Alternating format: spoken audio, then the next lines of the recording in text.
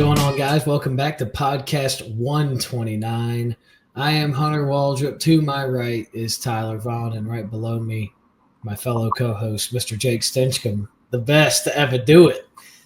How we feeling tonight, fellas? Good, man. Week one's finally here. It's taken forever to get here, and we got a loaded slate of games this weekend that we're about to preview and get into. It's going to be a hell of a weekend starting at 5:30 Eastern on Thursday night when Boise State and USF kick it off, all the way to Monday night when the Tar Heels debut Bill Belichick. We got a full loaded weekend ahead. I'm juiced about it. Let's get right into it. 5 straight days of college football. Couldn't beat it with a stick, bro. Yep. Yeah, I'm excited. Is this the best week one slate we've ever had? I mean, some are saying it might be. Some are saying it might be. I don't know. I'd have to go back and look to double check, but it's definitely up there. I mean, how often do you have preseason 1 versus 3 in the AP poll, 1 versus 2 in the coaches poll? It just don't get too much better than that. And yet the 5 days of football thing is great, but it's 5 days. We're going to get big-time games every day. I mean, Boise State was a playoff team last year, and they traveled to USF on Thursday. Nebraska, a lot of people have Nebraska as a playoff team. They got to play Cincinnati in Arrowhead. And then Friday night, you got Auburn and Baylor, the Tech game, every day there's good games on. It's not just like FCS games on Thursday and Friday, and then the best. It's all 5 days. We're going to get good football all 5 days. I'm pumped. Yeah, and then it's after that, we get at 5. Correct me if I'm wrong. Do we have Thursday night next week, too, of Cowboys-Eagles? Is that next week? Cowboys-Eagles is next So week. It's there's not a big turnaround. Football's back. Oh, gosh. So back. Dude, so back. All right. It's so back that we have to hurry up and let's get to talking about it because we have a lot of games to preview. Look at that beautiful thing right there, fellas. Good job, Hunter. That looks great. As always, go follow us on our socials. We're on Twitter. That's going to get cooking on Saturday for game day. Instagram, Hunter's done a good job of posting on there. And I'm in the weeds with TikTok, man. It's been whooping my ass some, but I've tried as hard as I can. So we appreciate you guys following us. Awesome. Yeah, please hit that subscribe. We're so close. We're 4 subscribers away from 100. And we're 12 or 13 away from 100 followers on Instagram. So we're getting there, doing a little bit better each and every day. Jake Stinchcomb. All right. 1st and 10 is back. Went with a little trivia today. And we're going to be talking about winning head coaches. Can y'all name together the top 5 winningest coaches that are actively coaching? Is this by win percentage or total wins? Total wins. What is it? The 5 – sorry, I was messing with some StreamYard. 5 coaches with the most wins currently? Yes, current head coaches? Active, yeah. Ryan Day. No. Wait, is it winning percentage? Tyler, you just asked this. Is it winning percentage? Total wins. Okay, Can you name the top 5 active coaches? They are going to be coaching this weekend with the most wins. Okay. Kirby Smart. Yes. No. Dabo Swinney. Number 3 with 180. Brian Kelly. Brian Kelly, number 2 with 195. James Franklin. No. Tied for 8. Lincoln Riley? Nope. Ooh, are they all Power 5? Yes. 4? Okay. Yes. Does Bill Belichick count? It's a good – hey, it's a valid question to ask here. Good call. Yeah. Oh, college coaches, most wins. Why is this so – you said no Kirby, no James Franklin. Tyler, go ahead. Spread off. I'm thinking, man. Okay. Let me go to. We already got Dabo. He's too young. Brett Bielema. Brett Bielema's T8. I'm just trying to think of tenured guys. Let me go with Chris Kleiman. Well, I guess he's not coaching this weekend, but he's at Kansas State. Nope. Matt Campbell. Nope. Goodness gracious. Active head coaches, most wins going into this weekend.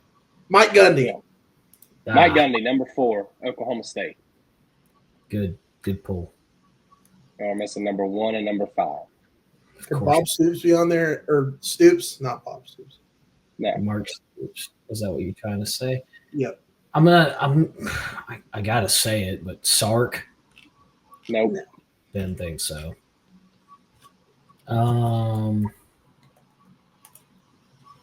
Just want to say R.I.P. Mike Leach. He would have been on this list. I don't believe there's any more SEC teams, Jay. No. Big 12 and Big 10. Kyle Whittingham's Big 12. Gosh, good pull. Yep. Kyle Whittingham, number 5.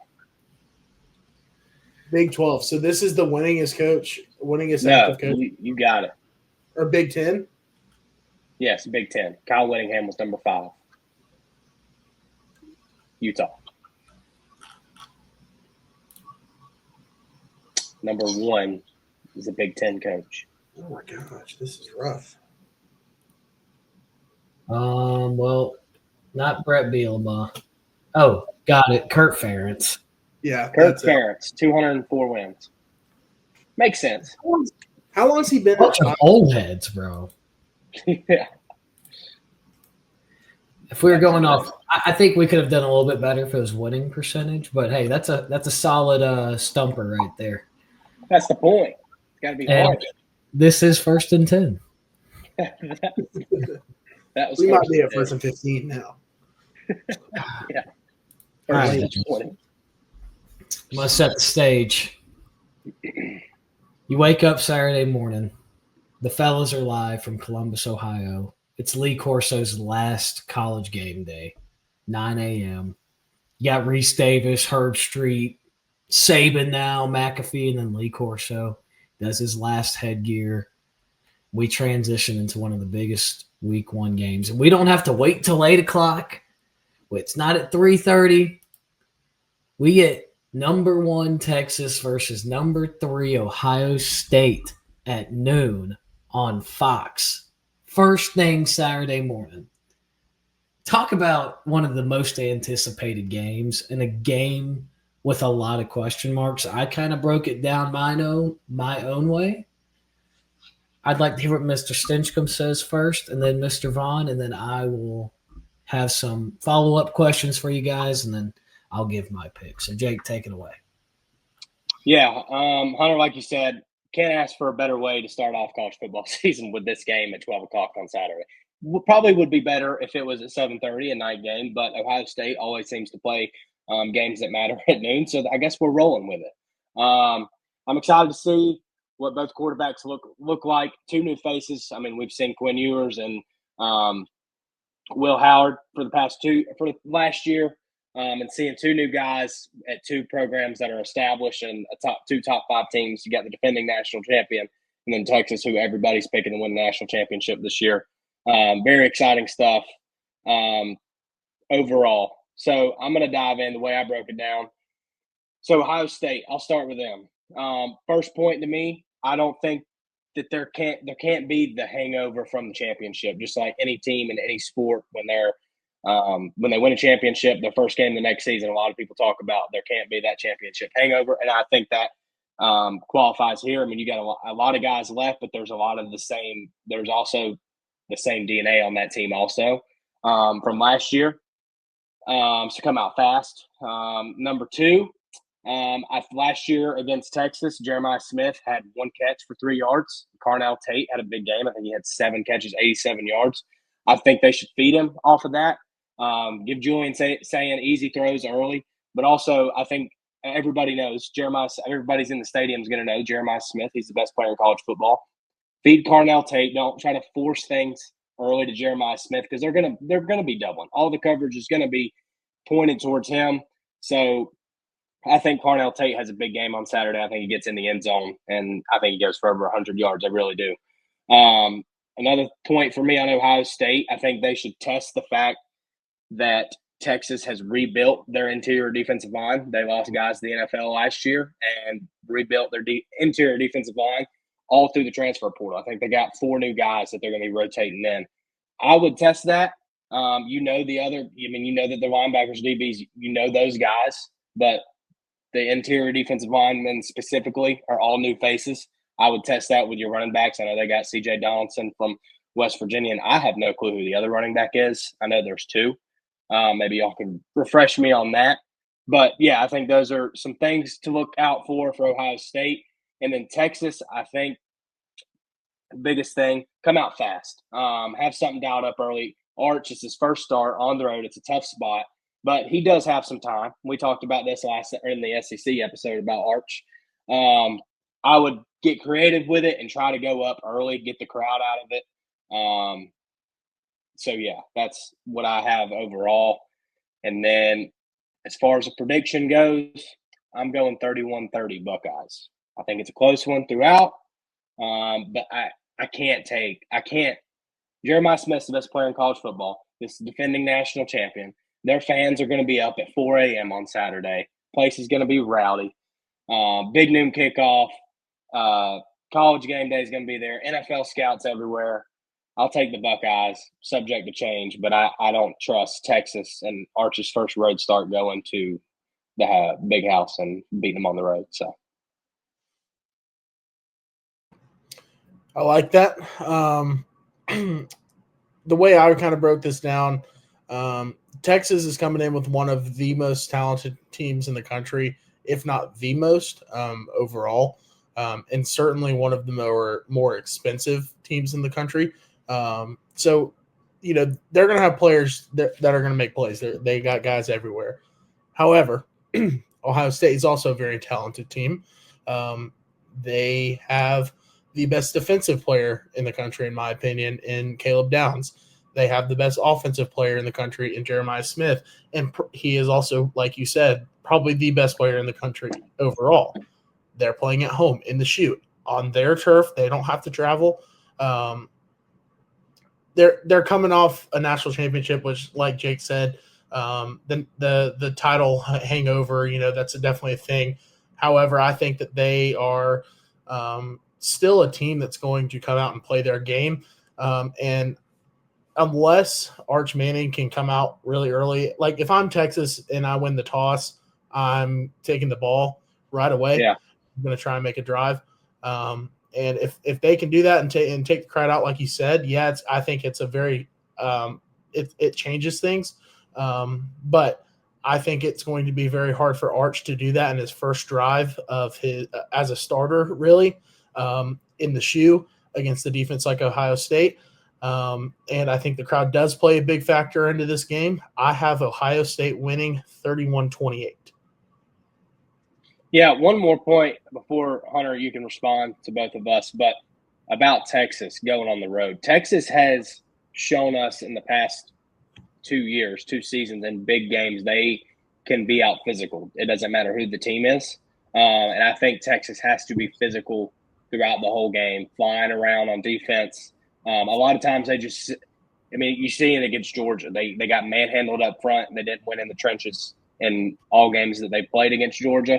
And if that happens on Saturday, Ohio State is a team that will just bully you, and it'll be a long day for them on Saturday. So I think Texas has to come out fast, physical, and just punch them right in the mouth. And, yeah, it's going to be hard if you – like, Tyler, I like that you brought up about the coin toss. Like, I'd get the ball first. Yeah, it's Arch's first start. But, look, dude, you're like the next coming of Jesus in the college football world. Yeah, after the first drive Saturday, all the, like, well, Arch's, this is his first, all that, like his first start, his first year play. No, you're Eli. Whose son is it? Eli's son, right? He's Cooper Manning's son. Cooper Manning. He's a Manning. That's dude. You're the next coming of Jesus in college football. So, got to come out and play like it. Good stuff, fellas. One big question, or not a question. I just want to go on record in saying whichever team loses this game, the fan base and the overreactions are going to be diabolical. It's actually going to just be one of those get your popcorn ready just for the losing team's fans on social media and probably some of the media afterwards. I think that's going to be funny because I think both these teams literally, it does not matter if they start 0-1. I think a 9-3 Texas with that schedule can get into the playoff. I don't think the committee will leave them out. And if Ohio State's knocking on that door at 9-3, I think they'd get in. But with that schedule, I just don't see a world where they do go 9-3.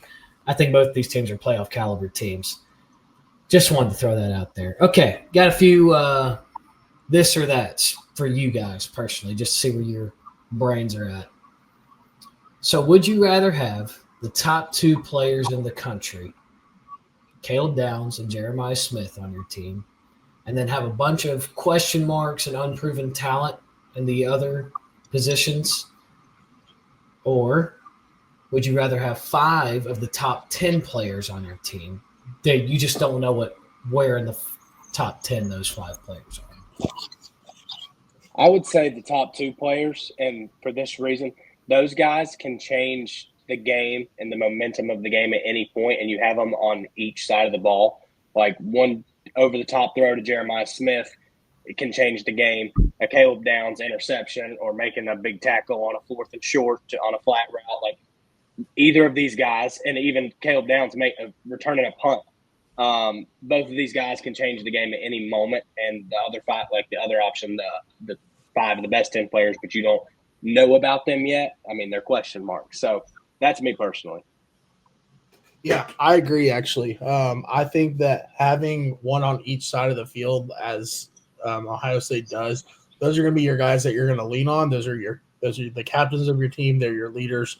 They're going to be calling the shots, really, especially in Caleb Downs. He's going to be the quarterback of that defense, playing safety.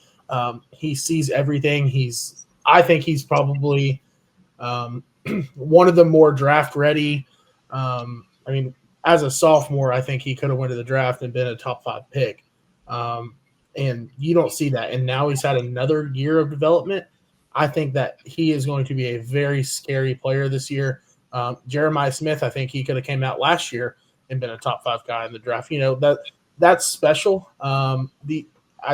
With another year of just development with them, there's no telling what's about to happen with those 2 guys. And I kind of like, I'm getting a little off topic here, but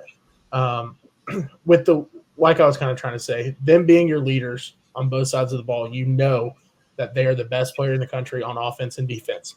That gives you a crazy advantage, in my opinion. So I'd rather have the two best. Okay. Would you rather have the Ohio State wide receiver room or have the Texas coaching staff who's been there, done that, made the playoffs the past 2 years, and limited Jeremiah Smith to the least amount of yards last year and did a pretty dang good job with a mediocre Quinn Ewers? I would go the Ohio State receiver room. I mean, Jeremiah Smith is the best player in college football. And you still have Carnell Tate, and this is their wide receiver youth. They constantly spit out good receivers, NFL-worthy receivers. So, yeah, that's a no-brainer for me. And Texas also, we have seen this coaching staff in certain big-time games not live up to the expectation. So I'm also going to go Ohio State receiving room. Like Jake was saying, you have the best player in football. Carnell Tate would probably be the best. I know would be the best receiver at a lot of big-time schools. And let's not forget Brandon Ennis. He's a junior. He's pretty dang good. We've seen him limited playing time, but he's got some talent there. They're just so deep at the receiver position. It's hard to argue against that.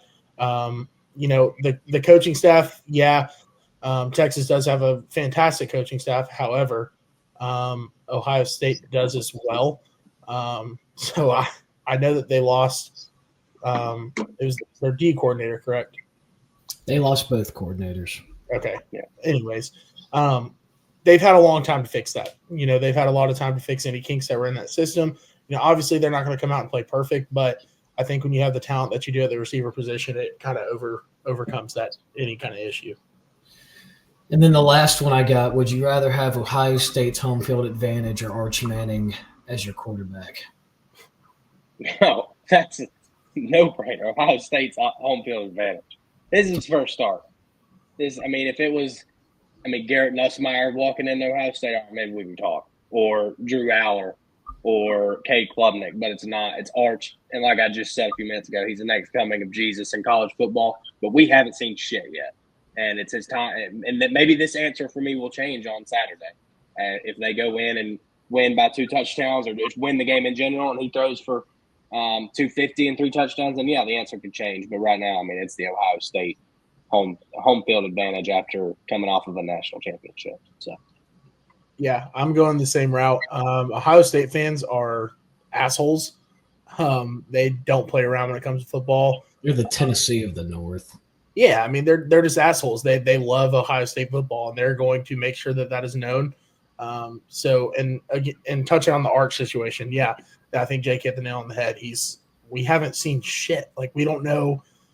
We know what he's capable of. We've seen the flashes of it, but you put him in that scenario where he's playing the number 3 team in the country in his first ever real start as the full-time starter, and he has a lot of pressure on him as his last name is Manning.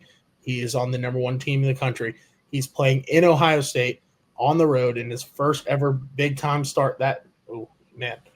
Give me Ohio State's fan base, home field advantage. Good deal. I was just curious to see where y'all's heads were at.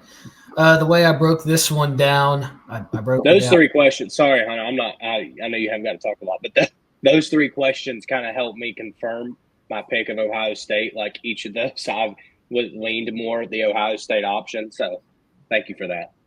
Okay. Buckeyes all the way, baby. O-line versus Texas's offensive line versus Ohio State's defensive line. I put it down as a wash. Texas loses 4 or 5 to the NFL. Ohio State loses a lot of production off their defensive front as well. Lots of question marks. But with that being said, I think both units are going to be talented. Just because they don't have returning production, that just might mean that they've had Big Joe sitting on the sideline for the past 2 years, bulking up, and he just hasn't had his opportunity to show out in a game yet. So I think that goes for both sides of the football. So offensive line for Texas, defensive line for Ohio State, wash. I gave Texas's defensive line the edge over the Ohio State offensive line. I think they're going to be a little bit more physical. Like I said, lots of starters gone off that Ohio State offensive line, and some of these Texas guys have came back a little bit more proven there. So I'm going to lean Texas there. Texas wide receivers versus Ohio State defensive backs, I put it down as a wash. You lost a lot from the Texas wide receiver room and Golden and Bond last year. I know they got Wingo, and I think Wingo is potentially the third best receiver in the country. He's definitely up there in top 5, top 10, no doubt. But outside of that, need to see a little bit more. And like I said, we got Caleb Downs in the defensive backfield for Ohio State, and I feel like they always have solid defensive back play, maybe outside of that Oregon game last year, the first one. But for the most part, it's pretty even there for me. I'm going to take, obviously, Ohio State's wide receivers over Texas defensive backs. I know that Texas brings back Michael Taffet, safety, and they got Muhammad back there returning again. Both of those guys played really well for Texas last year. But, dude, this is Ohio State wide receivers. I mean, Jeremiah Smith, Cardell Tate, Ennis, like Tyler Vaughn brought up. But, guys, there's going to be a freshman or a sophomore or maybe even a junior that just hasn't gotten his opportunity yet to shine in that first 4. If they go 4 wide, 3 wide, that's going to make a name. And you're going to be like, wow, who is this guy? Where's this guy been? It's Ohio State. They produce wide receivers there. If it ain't broke, don't fix it. I'm going to take the Ohio State wide receiver room there. I'm going to take Texas's running backs over the Ohio State linebackers. Not only did they lose Captain Jack Sawyer, but they lost another one in the middle last year. And Texas bringing back Wisner, who I think did a really good job of filling in for C.J. Baxter last year. And yes, if you remember the name C.J. Baxter, he tore his ACL in the summer of last year at fall camp. So he's back, and he's playing in this game. And he was a 4 or 5-star recruit out of high school, and he played as a freshman. Thought he played pretty well. I think he's going to be pretty solid again this year. Just a two-back tandem like that at Texas with question marks against Ohio State. I'll take the running back room at Texas. You got Anthony Hill holding it down in the middle for linebacker at Texas versus the Ohio State running backs. Now they got C.J. Donaldson. They got a true freshman that everybody's raving about in the backfield. I think it's a little bit more veteran led in the Texas linebacker room. I'm going to lean Texas there. And then quarterbacks, I have Wash. Archer's got to show it to me. I know he's played 2 games against Mississippi State and then a half against UTSA, I believe. That's all it was. Or maybe 2 games. I'm not exactly sure.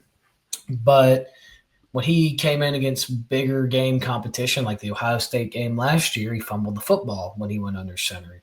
He didn't play the best against Georgia when he came in at home.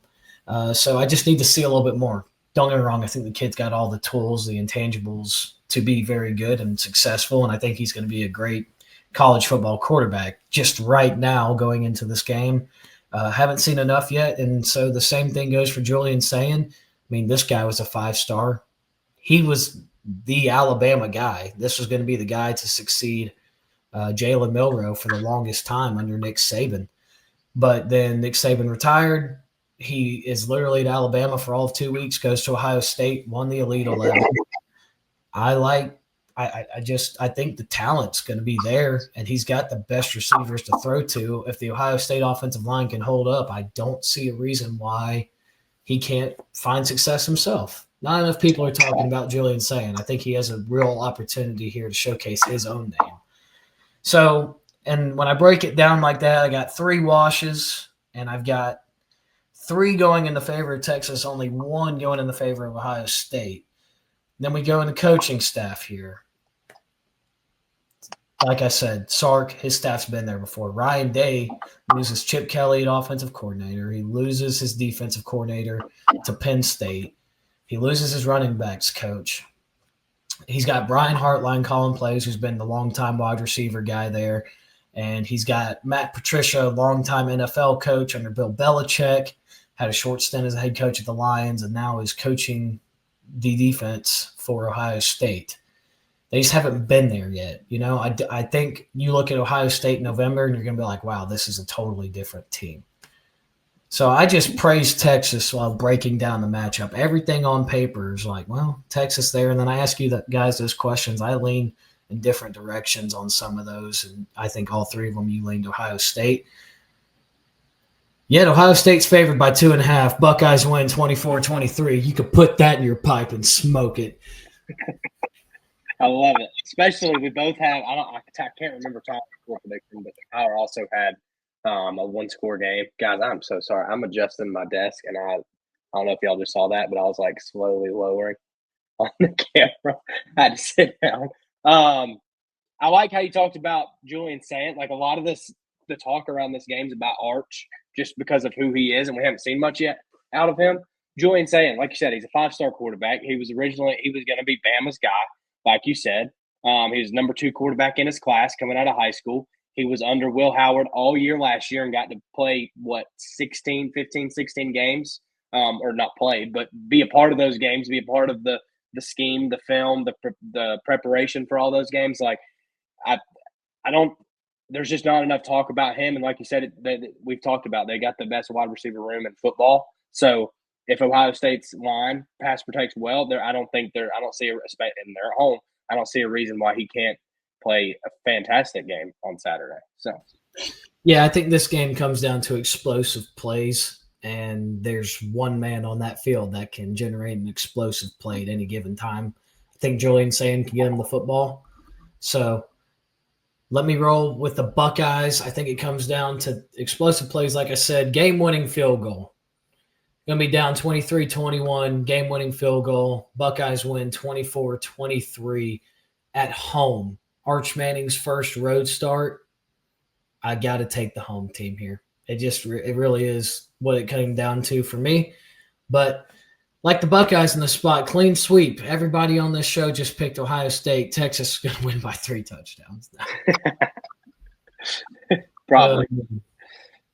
Good stuff, guys. Now, I'm not going to break down every single game like I did that one, but I wanted to make sure that one had its own special attention to it. Game number 2, the LSU Tigers versus the Clemson Tigers. Death Valley versus Death Valley. Our 2 Heisman winners. I picked Cade Klubnik.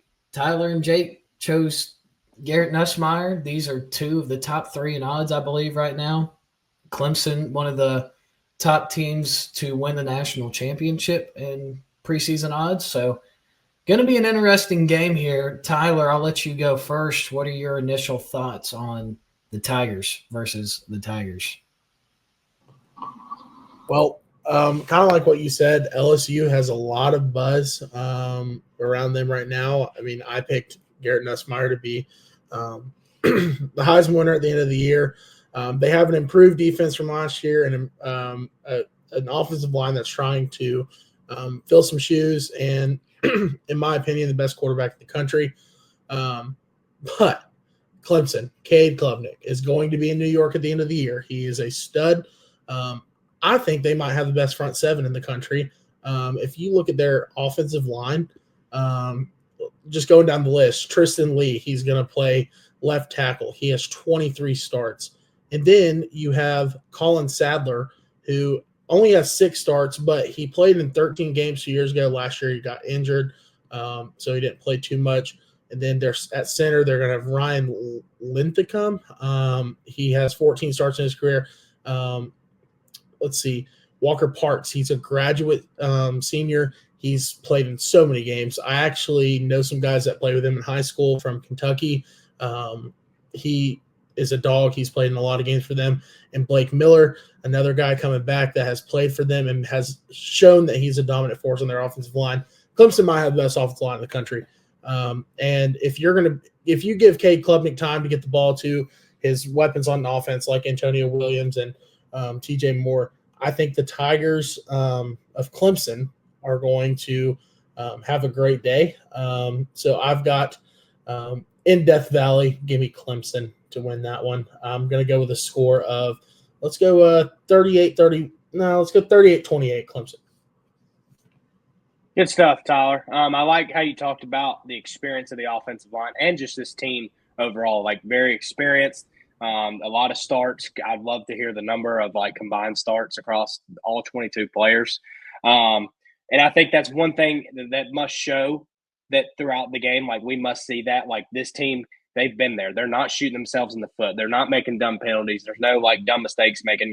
You're the home team. So you can't like blame it on being on the road like LSU can. And like the talent, like all offseason, I feel like the talk about Clemson has been just like they're stacked, depth, experience across all position groups. So I think like we as like the game watchers, I guess, like we need to see that if this whole Clemson hype is going to like become something. For Clemson, like I think takeaways is a big thing for me. If you can get LSU, like Garrett Nussmeier, throw a pick and get the crowd involved or force a fumble, like takeaways are going to be big for Clemson, in my opinion, just because LSU's defense, man, like that's the biggest question mark as far as like a unit in this game. We haven't seen like a very strong LSU defense yet. So LSU wise, I think they have to establish the run with Caden Durham. Yes, we know that Garrett Nussmeier can throw the ball 50 times. I just don't think – I think Clemson knows that. You're going on the road, and you can compare Clemson – like in SEC play, you have to be able to run the ball. Clemson might as well be an SEC team, and with how good their defense is, and you're going on the road into a hostile environment, you got to be able to run football. So I'm interested to see if LSU can do that on the road Saturday night. Defensively for LSU, make Cade Klubnik uncomfortable. Just get pressure on him. Don't let him out of the pocket and beat you with his legs. Make him uncomfortable, force a few takeaways, and no dumb mistakes. I feel like every time we watch LSU in week one, they haven't won a week one game in God knows how long, and 2019, I believe. And even in close games in the regular season or whatever it may be, LSU always finds ways to lose a game. It's like they're looking for it and they shoot themselves in the foot, whether that's a penalty, just bonehead mistakes by players. So that's a big thing for LSU with me. Overall, Brian Kelly, since he took over at LSU, 0-3 in week one. LSU hadn't won an opener since 2019. Dabo Swinney, 3-7 against the SEC in the past 10 games. 0-3 last year, I believe. One of these is going to break. All offseason, I have saw it as a gift that LSU is favored by 4, and I can get that number at 4.5. I don't know what it is currently, but that's what it's been for most of the offseason. But I'm officially flipped. I'm going to take Clemson, the more rounded team, and I think they're the team with less questions at home. Dabo Swinney's a better coach than Brian Kelly. I got 38-35 Clemson written down. I think that this is going to be an exciting matchup, like two quarterbacks that we're going to see play meaningful snaps in the NFL for years to come. And there's going to be points. I'm excited. Two good offenses. So give me the Tigers. Clemson Tigers, 38-35 in Death Valley Senior. Good stuff. I think this game comes down to the lines of scrimmage. Tyler hit on it. Clemson, I believe, has the best front seven. You got Peter Woods and TJ Parker. I mean, just on the defensive front, probably with a few other guys who I'm missing out on. And at linebackers, I got Jake's favorite, Sammy Brown from Commerce, Georgia, out there. He really is a stud, though. Then you got Terrell on the corner, and Clemson's defense was rather young the past 2 years, and now this is it. Like, this is the moment. This is their junior year. This is what they've been building for. Clemson has been building for this specific year, not just on defense, which I think is arguably one of the best defenses in the country, top 3, top 5, and then you have one of the best and most experienced, or let me pause on best, most experienced offenses right now. They have played good, but let's see it come to fruition here. Year 3, Cade Klubnik under Garrett Riley. You got Wesco, TJ Moore, Antonio Williams, all at receiver. Running back's the biggest question mark. I think both of these defenses are going to challenge the opposing offenses to beat them on the ground. I don't think either defense is just going to, live. They're not going to allow the other quarterback to just beat them through the air. They are going to live or die by the ground game. I truthfully believe that. And when it comes down to it, there's too many transfer portal offensive line questions on LSU right now for me personally. I need to see it, whereas I see a proven front seven for the Clemson defense. And same thing on the flip side of that, I've seen a proven Clemson offensive line that's been building to this specific year, like Tyler brought up, one of the better offensive lines in the country, versus a LSU defense that they got better last year, and this could be a big step forward. But I think by the end of it, that offensive line for LSU is going to be tired, and that Clemson front seven is going to just get to the quarterback. I don't know if they're going to just be able to hit enough plays late.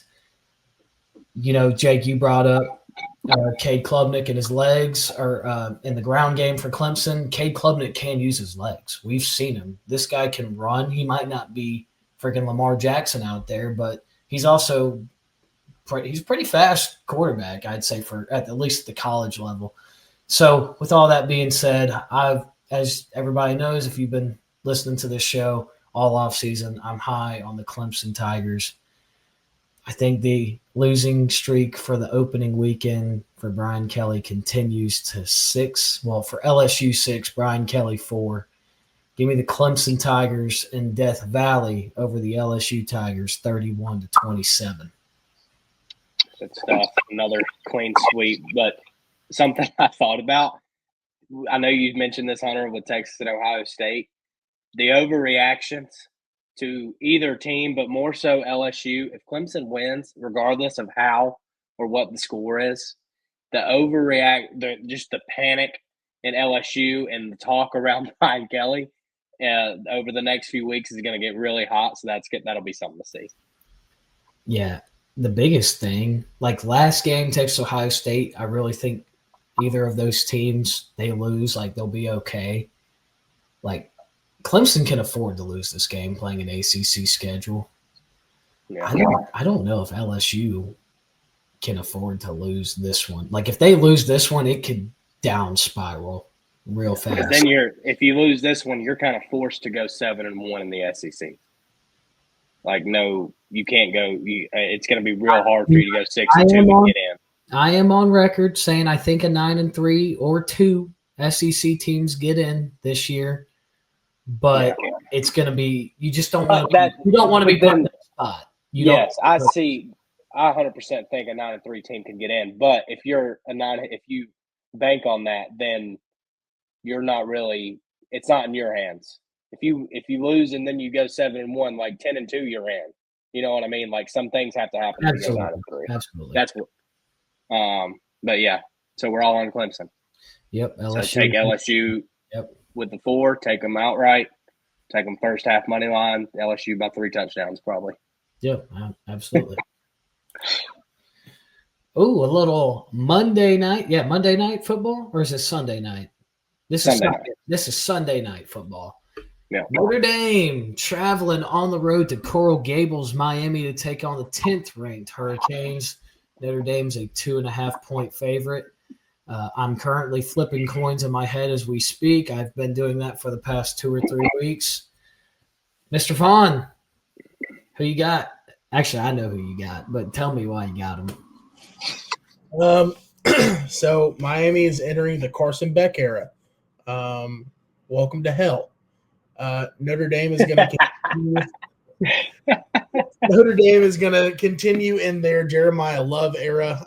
He's a stud. He's probably, if he's not the best running back in the country, he's top 3, probably 2. Notre Dame's hungry. They just played in a title game that they didn't win. I know Marcus Freeman wants to get that one, like any coach does, but he's been there now. I think that Notre Dame comes in and they're ready to play. I think Carson Beck gets overwhelmed. I've seen it a million times.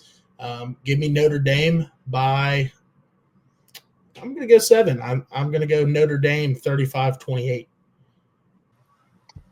All right, good stuff, Tyler. So going into looking at this game, close spread, my thoughts were who needs this more, and that's the way I was looking at it. And at first glance, I think you could say that it's Miami just because they got to go.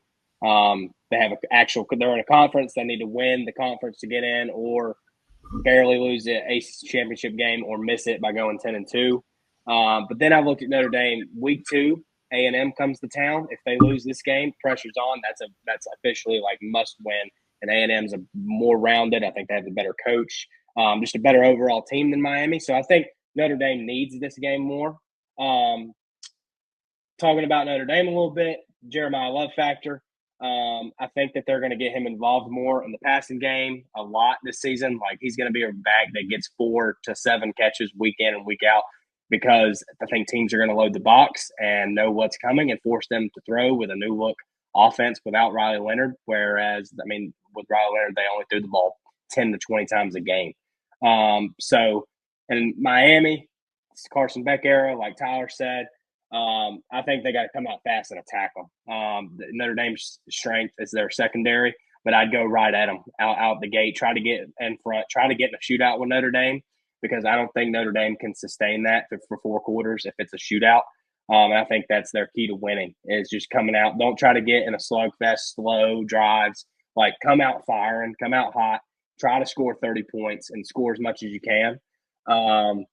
And what does the stadium look like? I feel like with the past 2 games we've talked about, stadium involvement, fan involvement is going to be a factor in the outcome of both of those games. Miami's different. It's not Ohio State and it's not Death Valley.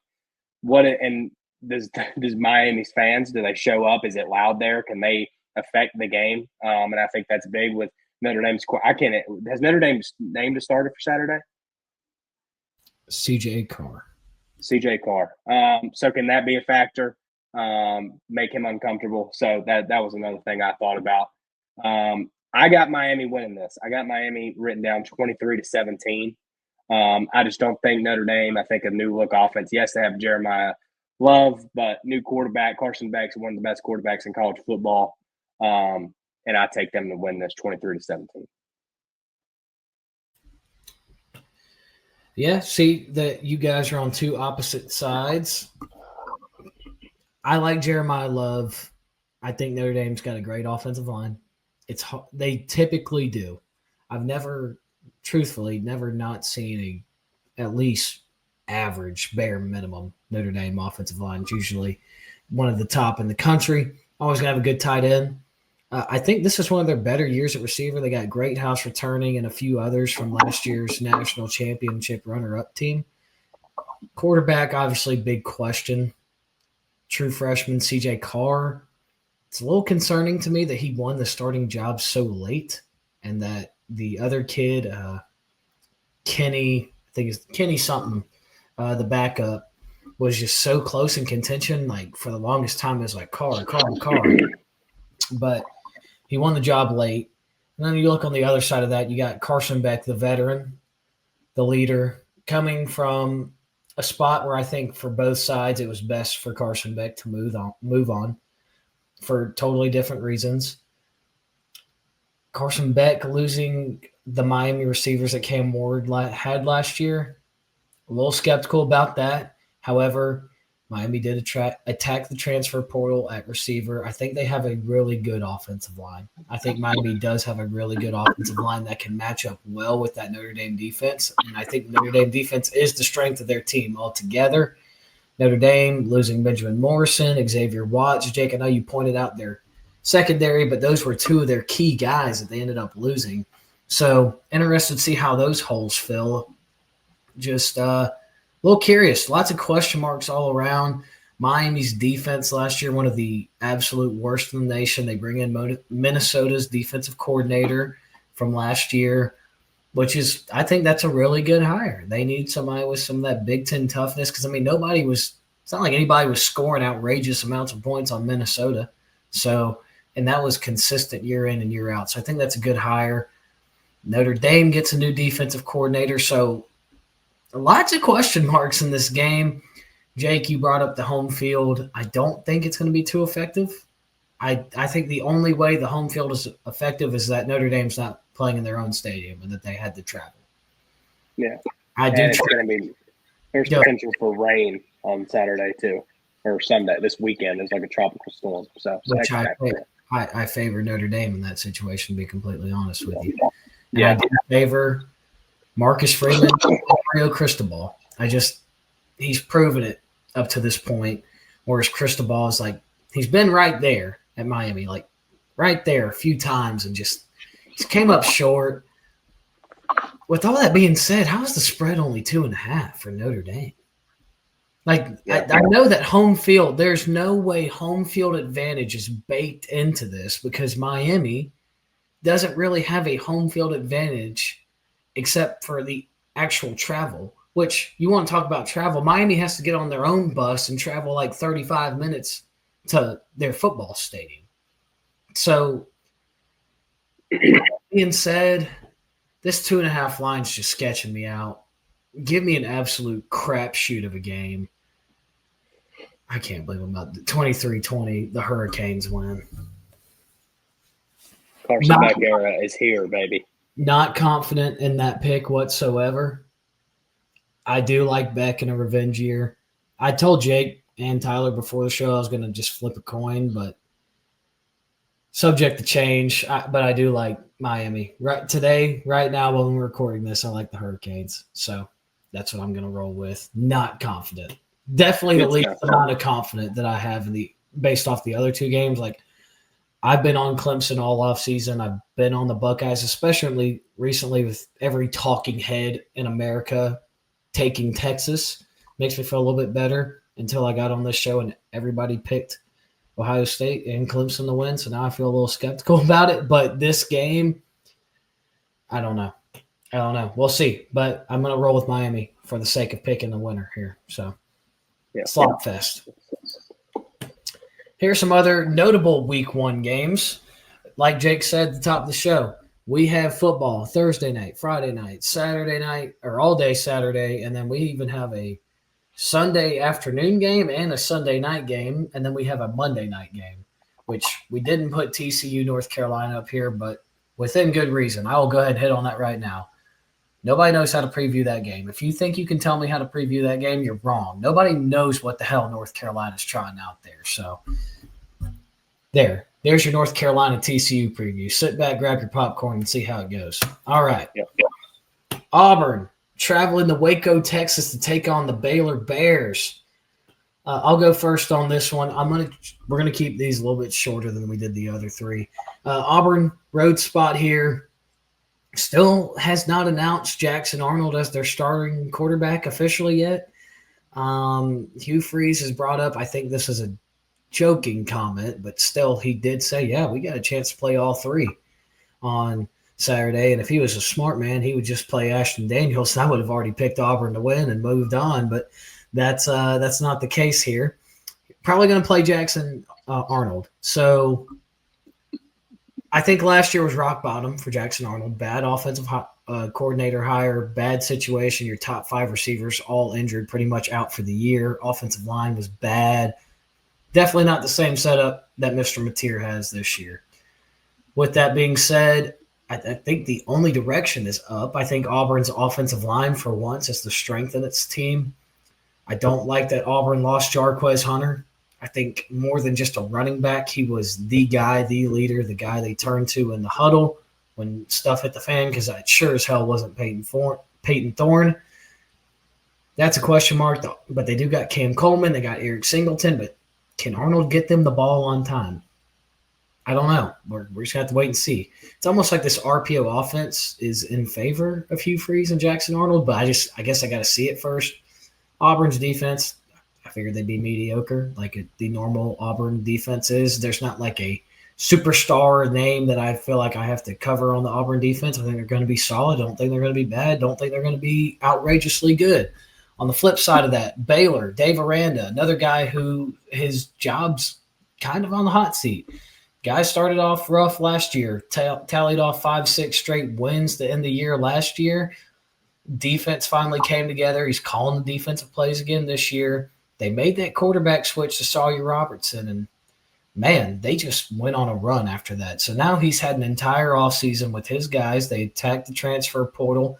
I think they got 2 solid running backs. They got a receiver out of Alabama. This is in Waco. It's a short number. I'm going to take the Bears to win, barely. I'm at least going to take them to cover the 2.5.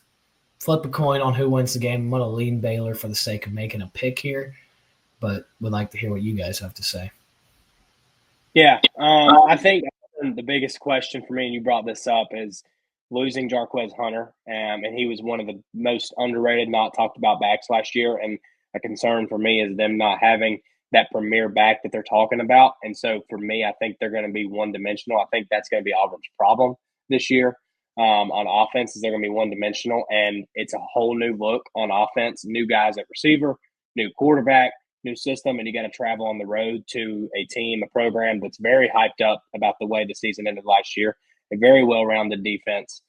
Sawyer Robertson is their guy. I think it's a game that goes way under the point total. I think it's a slugfest.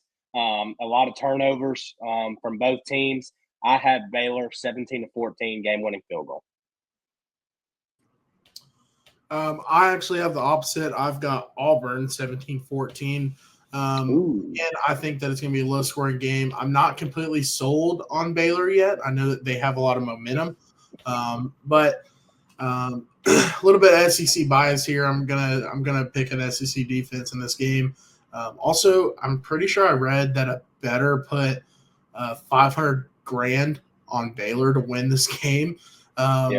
Vegas is not letting that happen. Give me Auburn. Fair enough. I'm going to take the home team in that one. But, dude, I also agree with you, Jake. My favorite play, as far as wagering wise in this game, is the under. I think it's going to be a slugfest, just a disgusting game to watch. Everybody's eyes are going to be on Tech Colorado after halftime of this game. But dude, could you imagine the SEC narrative? Baylor wins this game. Not going to be a good look. Moving on, another Friday night game. We got the Georgia Tech Yellow Jackets, led by Jake's predictive ACC Player of the Year, Haynes King. At quarterback, you got Jamal Haynes at running back, led by Brent Key, taking on the Colorado Buffaloes with Deion Sanders, Coach Prime, and then newly announced starting quarterback today, Caden Salter. Tyler, I'll let you go first. What are your original thoughts when you see this game?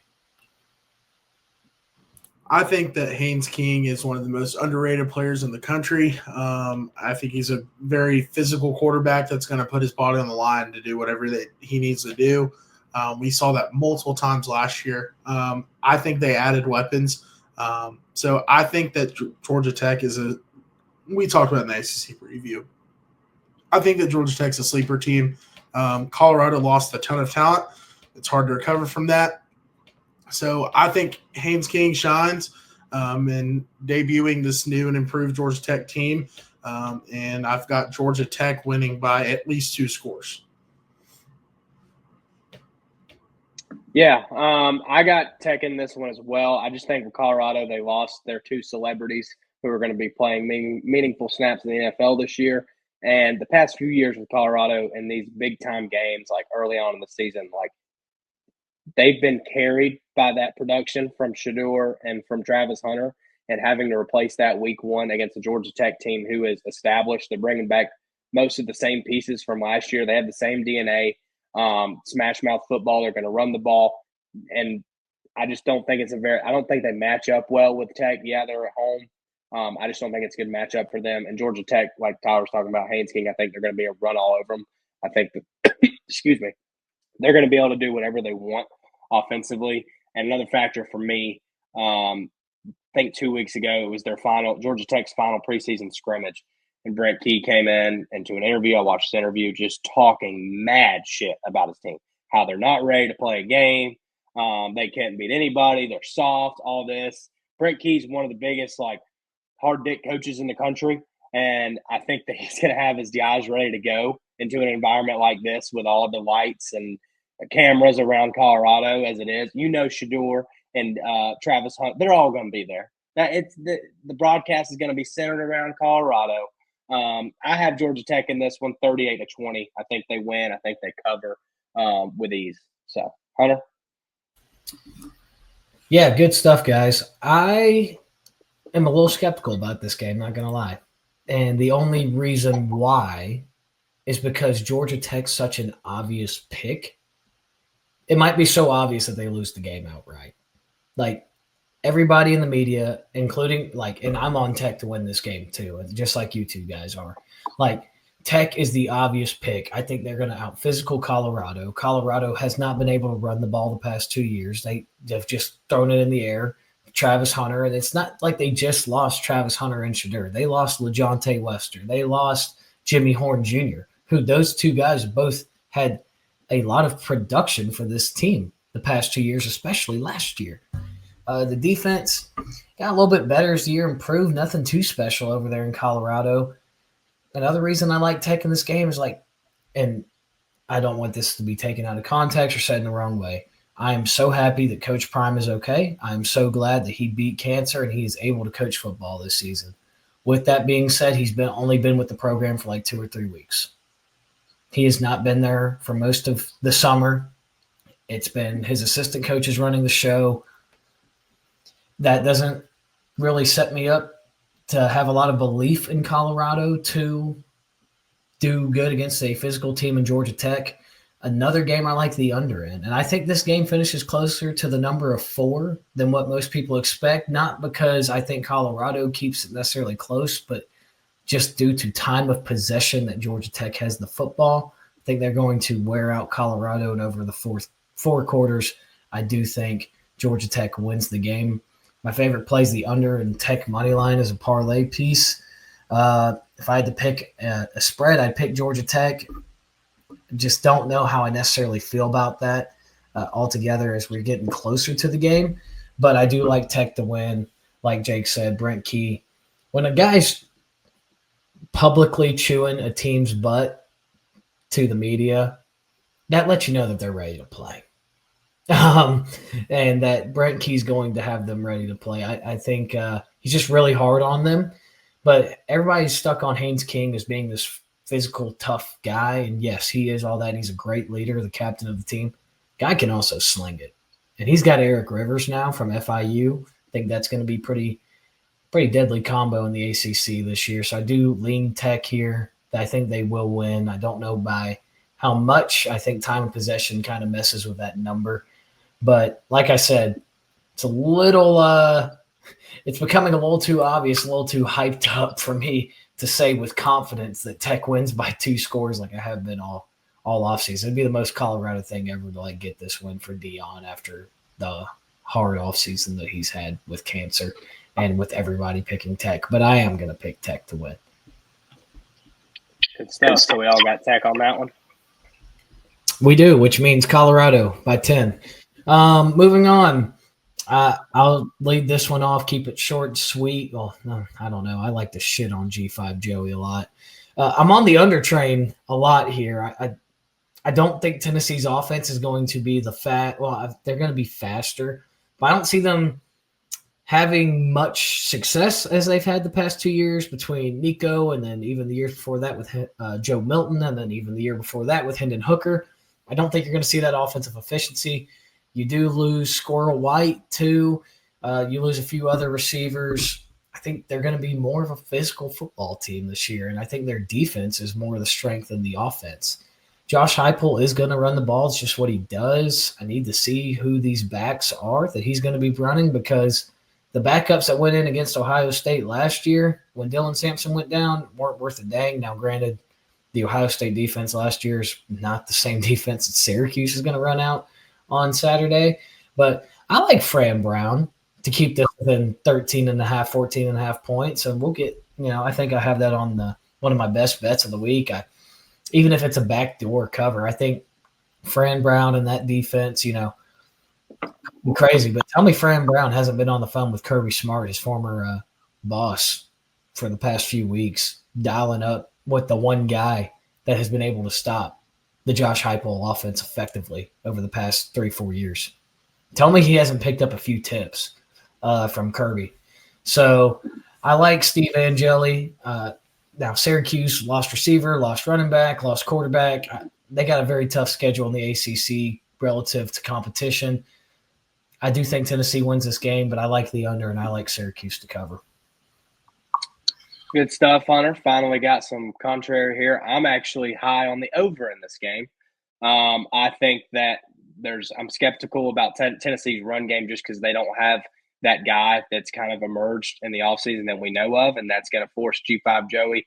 I think they're going to have to throw the ball a lot in this game.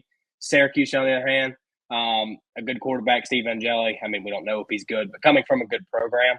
And I think just last year that Fran Brown, their identity was they score a lot of points and they try to win in high-scoring matchups, and I think that's what they do here. They come out early, striking, have a few – I guarantee you they already have the deep shots already dialed up at Syracuse. So I think it's a high-scoring game. I wrote down 48 to whatever. I think it was 48-38 Tennessee. I think Syracuse keeps it close, and Syracuse doesn't have an answer for Tennessee's offense all day. So I got Tennessee 48-38. Yeah, I'm in the same kind of a similar boat. Syracuse obviously losing Kyle McCord, that's going to hurt that offense a little bit. But I do think that this game kind of gets into one of those shootout kind of games. Also, the game's being played in Neyland. I think I know that that's one of the crazier. It's in the bands. It's in the bins. Oh, shit, I'm totally wrong on that one. My fault. Excuse me on that. Even still, I'm going to have Tennessee's defense being able to hold it off for a little bit. So I've got Tennessee. I'll go 38-28. Yeah, no score from me on this one. Not going to waste my time there. But you brought up G5 Joey throwing the ball a lot. I promise you don't want that. So even more reason for me to like Syracuse. Next up, we got the Alabama Crimson Tide, 3:30 ABC, taking on formerly Thomas Castellanos, now Tommy Castellanos in Florida State, who snagged Tennessee's wide receiver Squirrel White, who got USC tight end Deuce Robinson, who got UCF head coach Gus Malzahn calling the offense. Lots of new.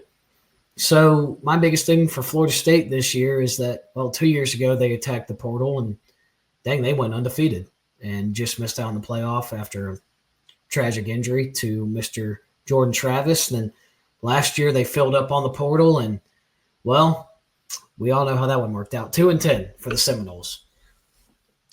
Tommy Castellanos is closer to DJU than he is Jordan Travis, that's for sure. Just lots of new at Florida State, and I don't think Tommy Castellanos' mouth has helped them out a lot, whereas Bama's been rather quiet about it. I think that's been getting played in that locker room just about every single day ever since it came out, and it just hasn't stopped. So I know it's in Tallahassee. I don't care. Dude, Alabama's going to boat race Florida State. I think they easily cover the 13.5. Give me the Tide and Ty Simpson, Ryan Grubb, Ryan Williams, Kalen DeBoer. I think that defense is nasty. I don't care if Jam Miller's out. I don't think it's going to matter. I think that Alabama's still got about 2 or 3 good running backs sitting there right behind them. I like the Tide to blow the doors off Florida State. Good stuff. I also have Bama covering all offseason. I've really liked Florida State, but the more I think about it, Alabama is just so talented across the board. And I think this is not being talked about enough as how big of a game this is for Ty Simpson. Alabama across the board just stacked. And this is a good game for him to go into at Florida State on the road, a team that's looking to bounce back after last year's performance. Can he go in there and perform well and lead them to a victory? So I think that there's just too many news with Florida State. I think that just first game nerves on both sides of the ball. Florida State kind of hangs early. I wouldn't mind a little sprinkle on Florida State first quarter spread. I love those. But I got Alabama winning and covering 38-17. Yeah, I'm in the same boat as you guys. I think Alabama comes out hot. They get their season rolling. I've got them winning by probably 3 scores. I've got Alabama by 21 points. Yeah, don't hate that at all. So with that being said, we all have Alabama covering the 13.5, which means Ty Simpson fourth quarter pick. Florida State keeps it within a field goal. Last and certainly not least for the week 1 slate, we have the South Carolina Gamecocks, ranked 12th in the nation in the preseason AP poll, taking on the Virginia Tech Hokies.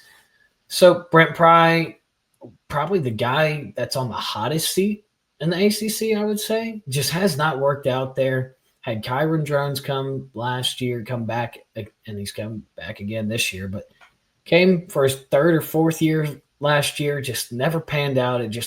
They lost to Vandy, and it spiraled downhill for them. Definitely not the same as the Frank Beamer days. I just don't know how I feel about Virginia Tech.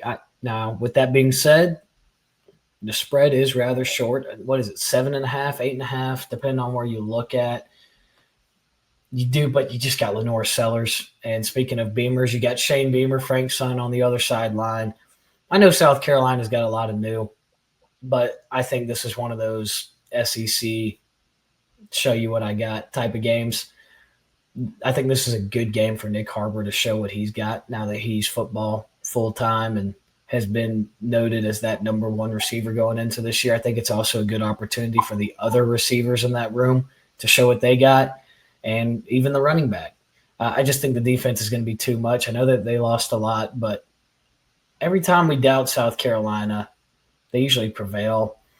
Now, granted, I did have them as my most disappointing team, but that's in the SEC. That's not, universal through college football. I think it's just the Gamecocks are going to be a little too much. I will take them to win this game, at least by 8 or 9 points at bare minimum. So give me the Cox and Lenore Sellers. Just too much for the Hokies. All right. So I'm a little bit opposite on this one. I think South Carolina's on upset watch. I really do. Do you know who South Carolina played last year, week 1? Old Dominion. Old Dominion. And if you remember that game, they only won 23-19, barely snuck away with that one. 2 years ago, who did South Carolina play in week 1? Anybody remember? I mean, I don't imagine you do. Played the Tar Heels at home in their own home stadium. Got beat 31-17 by 2 touchdowns. So something we can gather from that, Shane Beamer in the past 2 years has not had his boys ready to go in week 1. And this is a neutral site game. They're not at home, so both teams are kind of on the road. A lot of hype around the South Carolina team. I don't think Shane Beamer is like as serious of a coach, like a guy like Kirby Smart, to keep the outside noise, like tone it out. I think South Carolina wins, but I think it's closer than people think. I have 30-28 South Carolina. And I also think that Kyron Jones is Kyron Jones is one of those guys that when he's on the field, all bets are off. I think he's a guy that can take over regardless of what's around him just because of his athletic ability. And I think that shows on Sunday afternoon. So. Yeah, I have written in my notes also, South Carolina definitely struggles in season openers. I think that this becomes more of a let me show you what I have game for Shane Beamer, especially with his dad being such a big deal at Virginia Tech. I think that this is his time to say, I'm not just, Frank's son. I think he said that in a quote in the SEC show that came out on Netflix. And I kind of thought about that for this game. So I think that this one means a lot to him. So I think that they squeak by a Virginia Tech team who is, in my opinion, the program is kind of going downhill. They need a very big turnaround, but I think that South Carolina will be able to squeeze this one out. I've got them by a touchdown. Yeah, I like that, guys. And Jake, I don't think you're crazy for saying that they're on upset watch. I definitely see a few worlds where Virginia Tech does win this game. So don't think you're crazy. I mean, really the only crazy upset to pull here is Florida State over Alabama. I mean, Syracuse over Tennessee too, but I mean, I'd be a lot more shocked if Florida State beat Alabama. All these other ones, though, I could see a world where, okay, I could see that. All right, good stuff, guys. And that's our recap on the week 1 slate. Time for the lockbox. Now, if you guys follow on the Instagram, you would know that this is now a thing that we have. We posted our best bets last week for week 0, even though we didn't do a show over it. So we'll go over our lockbox this week. And now I will say with confidence that these next 2 slides, this one and the next one, subject to change for me personally, as far as some of these, where we're going to place some of these logos and some of these wagers and everything like that. But I'll go straight down the line here. USF plays Boise State at home Thursday night. We are recording this on Tuesday night, so in 2 days.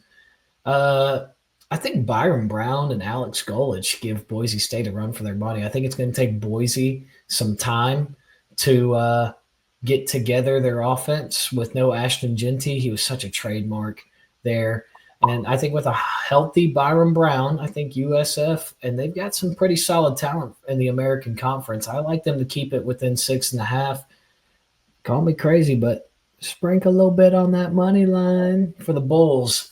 So, next up, we already talked about it. I got Baylor plus 2.5. I think they win the game outright, but would not be surprised if Auburn scored late and it was a 2-point ball game. Also talked about Syracuse.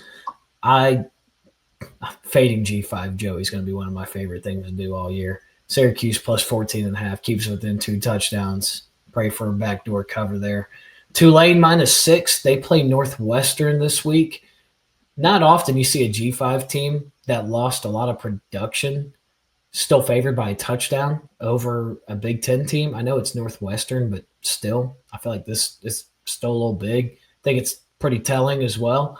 So give me the Green Wave with, Tulane, read by Ryan Retzloff or Jake Retzloff to get the win. I like John Summerall. I think he's a great coach, and like I said in my in the last episode, I think he's the next Curt Cignetti.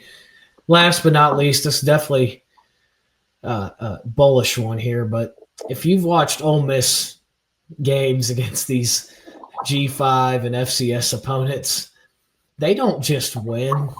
They don't just, try to, all right, well, we'll go up by, 3.5 possessions, 4 possessions, 5 possessions, and then, put in the freshman team and see if the other team can score on our freshmen. Nah. Lane Kiffin, I have a conspiracy theory, knows the spread before every single game. I genuinely believe that. And he blows these teams out. He will drop 60 with the starters, and then in the fourth quarter, like halfway through, just let the juniors or let the sophomores and freshmen play. They're playing Georgia State this week. Georgia State is going to be one of the worst teams in the Sun Belt. I think their win total is like 2.5. Not high on the Panthers this year. I think Ole Miss wins, and they literally blow the doors off of them back to Atlanta. So those are my 4 best bets of this week. I wanted to make sure I had a Thursday, a Friday, and a few Saturday games on there as well. So there will be more, but yeah, that's what I had for the lockbox. Good stuff, Hunt. I also went from Thursday night all the way to Monday night, baby. So I'll go left to right. Cincinnati plus 7.5. I got a little juice to minus 130. I think they keep it within one score. I think that Scott Satterfield and Cincinnati as a program, they're due for just a big moment. Scott Satterfield needs a winner. I think he's one of the Big 12 coaches who is on the hot seat going into the season and needs to compete and needs to have a big-time game on Thursday night. This is a neutral site game. Matt Rhule's already came out and said that this game is a home game for them. I think that factors into it, just narrative-wise. And a lot of people, there's so much hype around Nebraska coming in this year with Dylan Raiola, Dane Key, and just that Nebraska program. So I think it's closer than people think. I think Cincinnati keeps it within a score on Thursday night. I already talked about this one when we previewed it, Baylor and Auburn. I think it goes well below the total. I think I had the score at 17-14. I think it's just a sloppy game, a lot of turnovers, a disgusting game to watch, and a lot of people, like Hunter said, will be watching the Tech game at halftime on Friday night. Vanderbilt, Diego Pisson-Pavia and Clark Lee, home game against Charleston Southern. Charleston Southern coming off of a 1-11 season. Their whole defense is new. They brought in 25 new guys on the defensive side of the ball, and a brand new offensive coordinator, brand new look.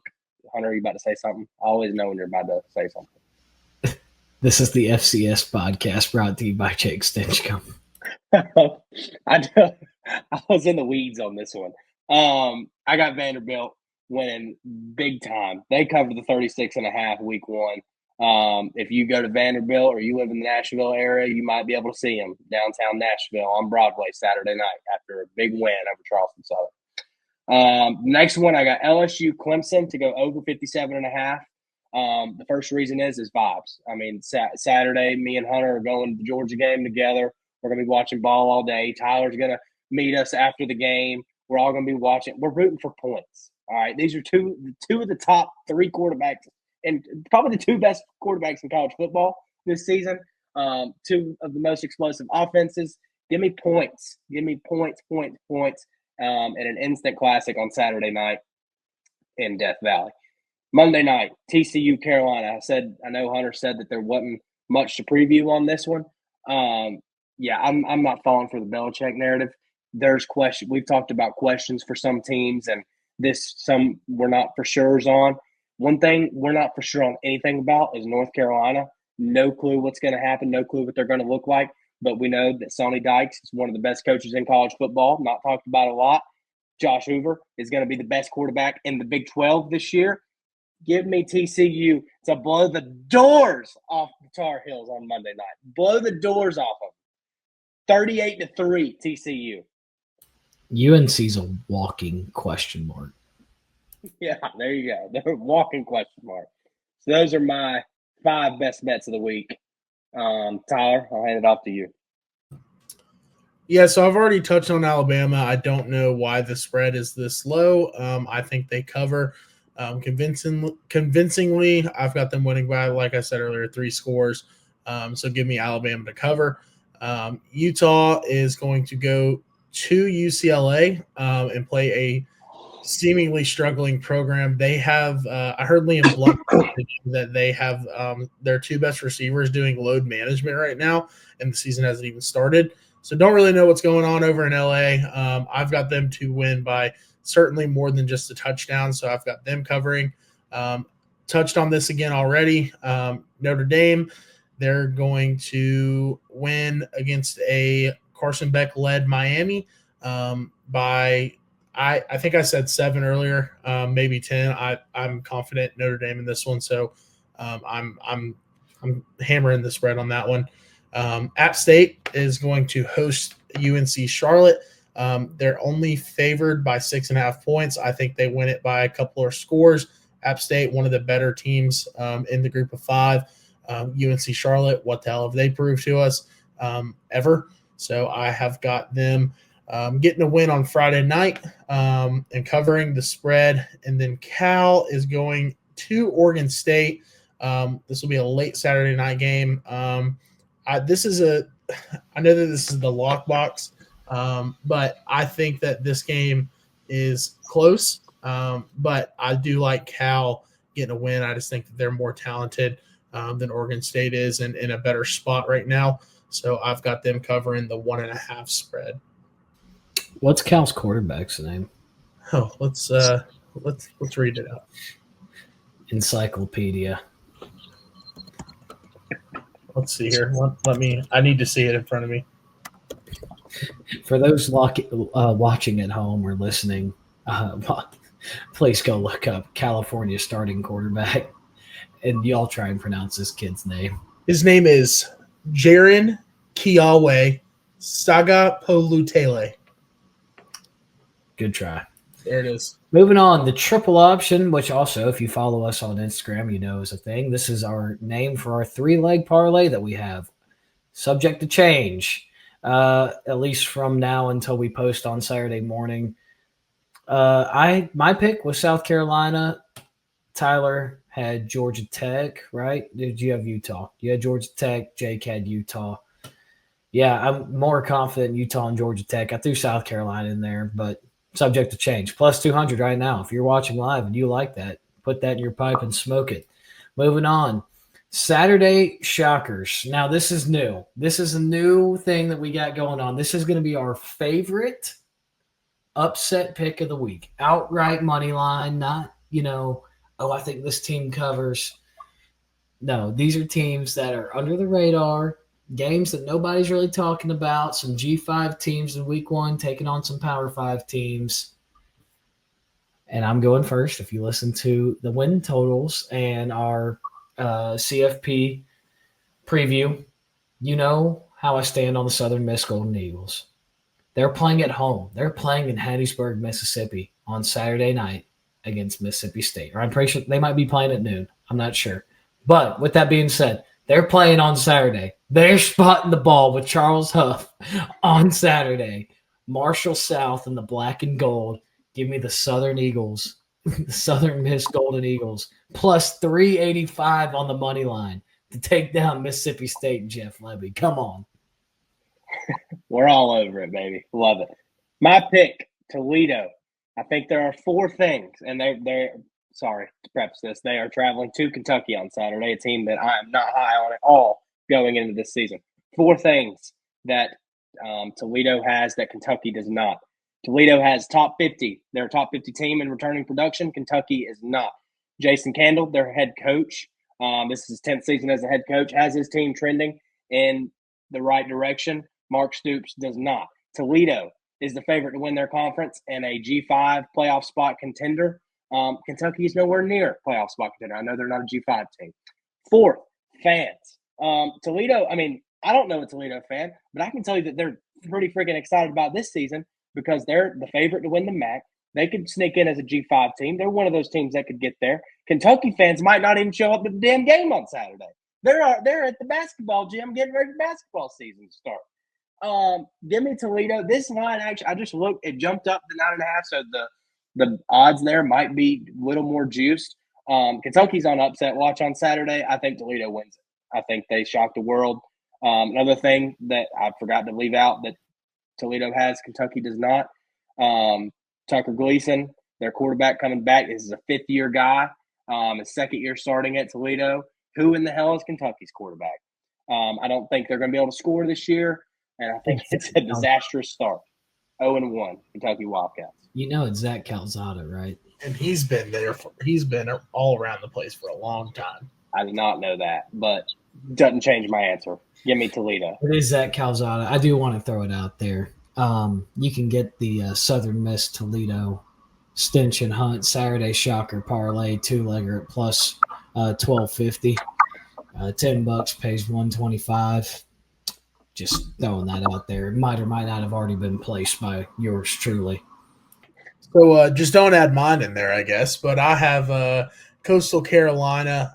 They're going to Virginia. I think Virginia has a program that is not doing very good. I think that's very evident. They lost a lot of games last year. In fact, they lost 6 out of their last 7. So they are not very they don't have any momentum is what I'm trying to say. I think that Coastal Carolina is a team that is always going to be sneaky good. They're going to creep up on people, and they might play shocker. So I've got them as my team that if somebody's going to pull it off, I think it's them at plus 360. So pretty good odds there. Add that into your parlay and let me know what it is. So sorry, that was placed last week before I even knew that was Jake's real pick. I was already on that as well. But yeah, shout out the G5. Shout out the Sun Belt. We got Southern Miss, we got the Shants on here, and then who doesn't love some action with the Toledo Rockets, right? Come on. All right, guys. As always, we appreciate you guys listening. That is our week 1 preview and predictions. We are so excited for college football to be back this weekend. Always remember, guys, God first and God bless. Jake, close us out. All right. As always, go subscribe, comment, like our video. Let us know what you think. We're on Apple Podcasts. We're on Spotify. Listen to it in the car. Listen to it at work. We appreciate you guys tuning in. Week 1's here. There it was, the preview of it. We'll be back to recap it after this weekend unfolds. We hope everybody has a good 5 days of watching ball. Stay safe, be smart, make good decisions. And that's podcast 129.